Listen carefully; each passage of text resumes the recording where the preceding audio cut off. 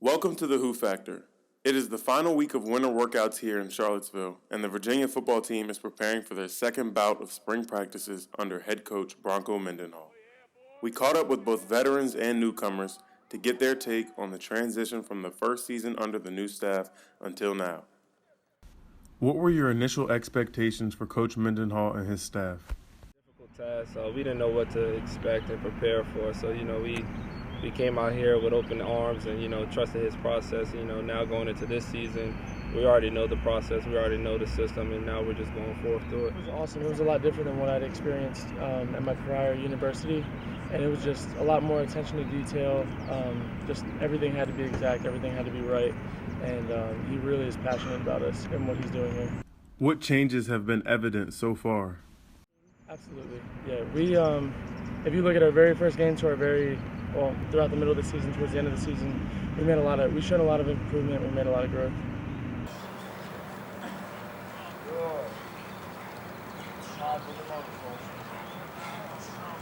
What were your feelings at the end of the season? Not great. It was a rough time. The wins didn't speak for itself, and a lot of people, don't have hope in us and believe in us, but it's still, we come out here every day and fight to bring that back to this culture here at UVA, to bring UVA football back up. How do you believe the team grew as a whole? As a team, I think, it's a culture change.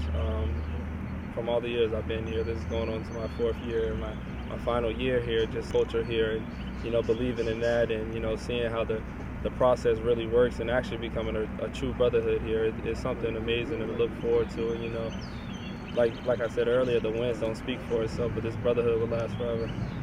How has the culture of the team changed? It's a lot of things we do, from our strength and conditioning coach to the training room to whatever we do in life, and that's the bottom line of it. Whatever we do, there's consequences and there's choices we got to make. So that's the bottom line, and he's going to stick to his plan, and he's going to execute his plan regardless. He's not going to strive away from it. He's just going to keep going. How would you describe Coach Mendenhall's coaching style? I felt like with the last coaching staff, it was more of like every room was like that specific room. Like there was no interaction between different rooms. This year, it's like with the new coaching staff, it's like a whole family. Like everybody interacts with everybody. Like I remember there were some times my freshman year with Coach London's staff, I didn't interact with some of the coaches at all throughout my whole first year. And it's just not like that right now. Like I've had at least one interaction, multiple interactions with all of the coaches. So it's just completely different. The Who's morale seems high, and their attitudes are certainly positive in these closing weeks of the winter. With spring practice beginning on Tuesday, March 28th, they will look to build on the new foundations that have been laid this off-season. That's all for this edition of The Who Factor. Thanks for watching.